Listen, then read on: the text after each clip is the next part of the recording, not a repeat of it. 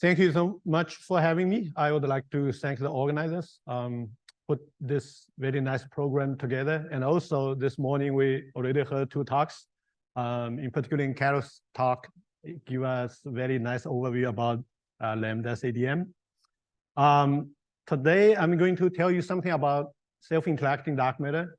So although Carol said that there's no small-scale issues, but I can highlight a few of them. Probably we need a new physics. All right, so as we all know, the Lambda CDM works very well in explaining larger scale structure observations, but on small scales like dwarf galaxy, superhalo galaxy clusters, over the years, people have discussed, proposed and discussed issues like I listed some of them, core versus cusp, diversity, too big to fail, Gaussian clusters, and we talked about yesterday, and some ultra diffuse galaxy recently found. So you can see that there's no missing satellite problem, as Carlos told us that the problem is not there. But I still put a too big to fail problem there because the issue is pretty subtle there, so I want to explain a little bit later. So the diversity problem. So this is the dwarf. The plot shows the rotation curves for dwarf galaxies. This actually is a paper by Omar, and also Carlos is also on the author list. If you look at the rotation curves, and all of them are choosing such that they have about the same Vmax, so you would expect that the halo masses are compatible. But if you look at the inner regions, rotation curves behave very differently. You have a Cuspy density profile. You have like a small density cores, and you also have a large cores, right? So in early days, we're talking about core versus cusp problem, but the reality is core and the cusp problem, right? So as I highlighted in this paper. The colored bands are from hydro simulations, and you can see that for one of the galaxies, agreement is very good, but this one is pretty bad, but the other two actually agreement is not so good, but because these two halos galaxies prefers to have small cores. So the overall impression you get is the baryon and dark matter distributions are diverse in spiral galaxies. Right? So another way to parameterize this diversity that was also highlighted in Omar et al.'s paper was like to plot circular velocity in the inner region, let's say at 2 kpc versus the Vmax. So each blue point represents a galaxy. It contains about 170 galaxies, and black line is a CDM median kind of value, and the red one is the hydro simulations in the simulation from, I believe it's from Eagle simulation. So what you can see is that for a given Vmax, overall the spread is about a factor of 4, okay, given Vmax. So in the early paper highlighted on the right panel, they look into the much smaller sample. It's like focused on low surface brightness galaxies where baryons are not so important, and they use different density profiles to fit. And it doesn't matter which profile you use. If you look at the central density in further from the fit, you can see that for a given Vmax, the spread is about a 1 order magnitude, right? So in other words, the dark matter distributions are diverse in spiral galaxies. Yeah, so the title of their work was like unexpected diversity of dwarf galaxy rotation curves, right? So in the next few slides, I'm going to show you that how this diversity can be resolved, okay, or explained if the dark matter has self-interactions. So the idea based on this is rather simple in the sense that the only assumption you have to make is that now you assume the dark matter has collisions aside from gravity. So the figure of merit of the self-interactions is the cross-section per mass, right? So let's say you have a cross-section per mass order 1 centimeter square per gram or larger, which is not far from the nuclear scale cross-section, but much bigger than the kind of a typical weak scale cross-section. You can estimate it. You can get this number by demanding the collision happens, a few times per edge of the per Hubble time, right? So then, if you have an FW halo with a cross section, let's say 2 centimeters square per gram, if you wait for 10 gig years with a computer, and you get a shallow density profile. The reason is that shown in the right panel, which is showing the velocity dispersion profile as a function of radius. For a CDM halo, if you go toward the inner region, the velocity dispersion is small, and the density builds up. You get an FW-like profile. Once you turn on self-interactions, collisions will transport heat from the outer region to the inner region, and you'll get a flat kind of velocity dispersion. So, and because of the heat up the particles in the inner region, those particles occupy a large orbit. That's the reason why the density goes low. But most importantly is the velocity dispersion is almost a constant over in the inner region. So that motivates us to build a semi-analytical halo model to model the dark matter distributions in SIDM. So this is a kind of, you can take the ideal gas equation of state PV equals nRT, that's what you learn in the thermodynamics, and essentially that's the equation of state, right? So because the isothermal distribution, you can model it by this kind of the Maxwellian distribution. So the phi is the total gravitational potential at the two contributions. One is dark matter, one is baryon. And the total potential is related to the matter distribution, right? So then for baryon, from observations, you know how the baryons are distributed by, Paulo and his company has a lot of work on this, right? But you just take that distribution, you just solve this Poisson's equation to get a density distribution, right? But in the outer region of the halo, it's still an FW profile because the collision rate is so small that because the density drops, the collision rate is so small, self-interaction is not important. So what is the boundary? The boundary is set by the collision happens around 1 per Hubble time, roughly speaking, right? So that part you have to do a little bit of calibration. So the advantage of this semi-analytical halo model is you are able to map the inner density parameters, the central density velocity dispersion with NFW parameters. So all the success of NFW profile to model the halo is inherited in this kind of description, like including the concentration mass relation, right? So that's very important, as we'll see later. All right, so we did some limited tests, but the most significant test was done by Andrew Robertson et al. At Durham University. So they run hydro simulations, SIDM and SCDM, and so for a wild mass range. So they use this semi-analytical halo model to fit the observed, simulated the density profile. What they concluded was overall we find this isothermal Jinks model provide as accurate as a description of the simulated SIDM density profile as the NFW profile that of the CDM halos. So on the title, you see that it's surprising, right? So it's kind of surprising why this isothermal model works. That the physics behind this is just a thermalization process, right? So let's look into the diversity problem. So if you look into, so first of all, you want to look into the galaxy in this region. These are the galaxies prefers to have a shallow density profile overall. Most of this, not all of them, but many of these dwarf galaxies are like a so-called low surface brightness galaxy because the baryons are not so important. So in this limit, you can take this isothermal distribution, replace the total potential by the dark matter potential. Then you know that the self-interaction in this case will lower the density. So you see that here that you can see that if you pick up a particular value, for example, and you see the density becomes lower, and the band indicates a 2 sigma range of the concentration. The concentration of halo is very important to explain the diversity, right? So then on the other hand, you also wanted to explain the galaxies in those regions. This is the region that you don't need to have a core, right? So in some of the early work, people use a quarter profile to fit those galaxies, that's why you can fit.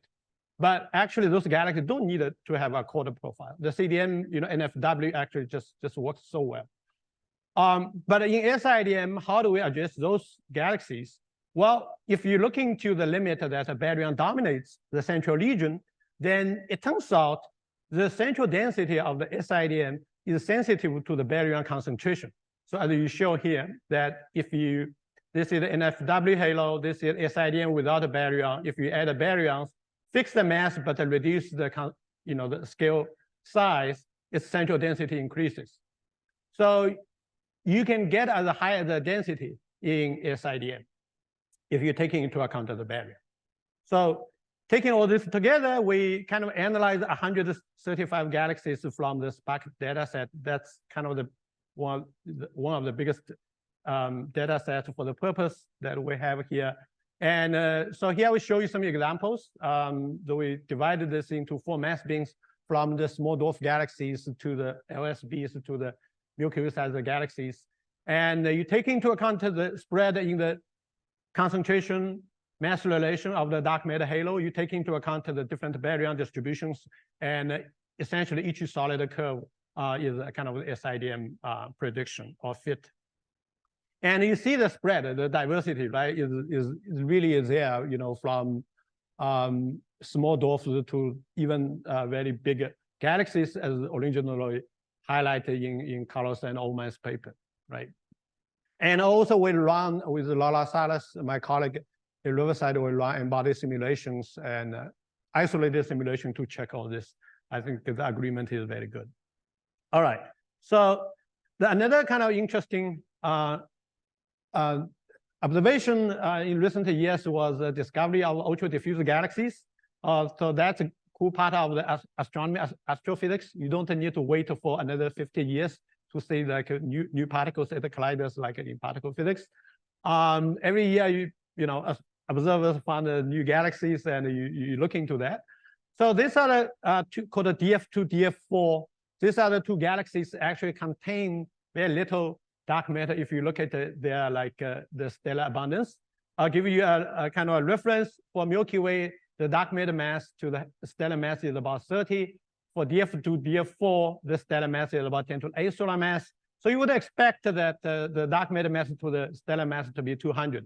But observationally show that actually kinematically you don't need you know, the dark matter to explain the kinematical data. Although the errors could be big, but still this ratio is much smaller than what you would expect from the canonical kind of abundance matching relation. So does that mean we don't need dark matter? The answer, of course, is no. So one of the idea is that, so maybe those galaxies are kind of have some tidal interactions with other bigger systems in the group. Maybe the tidal stripping can remove some of the mass, dark matter mass from the halos. So we run some isolated simulation to test this idea. So initially you pick up the halo mass, which is compatible to what you would expect from abundance matching. So you let the halo evolve for 11 gig years, and you see what you get. Indeed, you can get the ratio to be about 1. So we run CDM, SIDM with different cross sections. For CDM to work, actually you have you have to have 5 minutes. Sorry. Okay. You have to have a low concentration halos because it's very difficult to remove the mass from the halo. Well, in SIDM, because the concentration could be much higher, because that leads to the core formation as boosting the tidal mass loss. Of course, that also depends on the orbit you choose. Recently, the Phi-2 simulation looking to that, they do find in their CDM simulation. So more recently, we run like 2 simulation with a group scale simulation, group scale SID model, and a Milky Way scale SID model, which is typically we choose, you know, all the results I showed to the conservative cross section, like 3 centimeters square per gram. But there's a reason to think that that could be too conservative in terms of explaining all the observations we are going to have. So we like have 2 very extreme cases we consider. So on high velocity region, you need to have the cross section have to be below 0.1 centimeter square per gram on a cluster scale. But on a small scale, on dwarf scale, the cross section can be, you know, 100. So say what happens, right? So let me just explain a little bit about why we need to consider such a bigger cross section. Looks like pretty crazy. So for example, if you look at like Milky Way satellite galaxies, so it turns out that the dark matter distribution in those satellite galaxies are also very diverse. Like I show you like 2 examples. One is Draco, the other is Fornax, and their central density can, you know, can differ by 1 order of magnitude, right? So if you just take the simple SID model I just discussed, you cannot get a self-consistent explanation for this both galaxies. This recently also we discovered the observer discovered like ultra-faint galaxies. There are galaxies also even more extreme in terms of the central density. Another aspect is to look for the, because those are the satellite galaxies, you expect the tidal interaction play a role in terms of the their density profile. So you can look into the correlations between, let's say, the central density versus the pericenter. So for the brightest galaxies here we plot, you can clearly see that it looks like there's a trend for the anti-correlation between the central density and the pericenter. So that is a bit surprising, because if you have a smaller pericenter, tidal stripping is more significant, central density would be lower, right? So that is more generic expectation, but you will see the relation like to the trend like this. The other aspect is to look into like ultra diffuse galaxies in the field. So these are the newly discovered ultra diffuse galaxy. It's a very interesting gas dominated system. So surprisingly, those systems, if you look at its baryon abundance, then you realize actually the dark matter halo mass has to be much higher than what the kinematic data is allowed. Essentially, you know, for those halos, for those galaxies, if you look at the region which is, you know, inside, let's say 10 or 8 keV, most of those systems are actually dominated by baryons. So that's very surprising. So one of the solutions to this is that maybe the halos to host the UDGs are very, very highly low concentration. So if you do the analysis, you realize that the concentration has to be like about 3 to 5 sigma below the median. So that was like surprised us, because then you wouldn't expect the existence of these galaxies. So we're looking to the TNG, illustrious TNG simulation. We do find actually low concentration halos. The population is much higher than what we would expect. That is because for low concentration halos, if you look at those low concentration and the distribution is not a Gaussian anymore, right? So it's like a parallel distribution. So you do find those halos. That was noted in Satowato's paper as well, but they did not kind of emphasize this point. But with the UDGs, I think it's kind of interesting to revisit this point. But even if you take the lowest concentration halo that you take, but if you plot the central density, it's still too high to be consistent with the observations, right? The other aspect, the other opposite extreme, actually, Carlos also mentioned this Simona Vigiti's paper. That was kind of the first discovery of the dark substructure through the strong London imaging.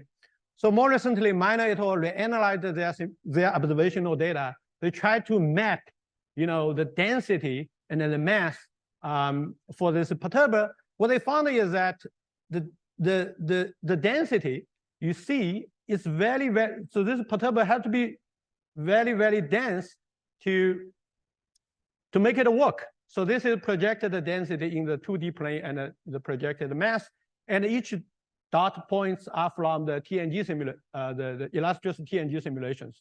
So if you take the face value and you realize that the tension with CDM is at a 99% confidence level, and this perturber has no core. If you have a naive assuming SIDM, it doesn't work. Even the CDM is not dense enough. CDM substructure is not dense enough, right?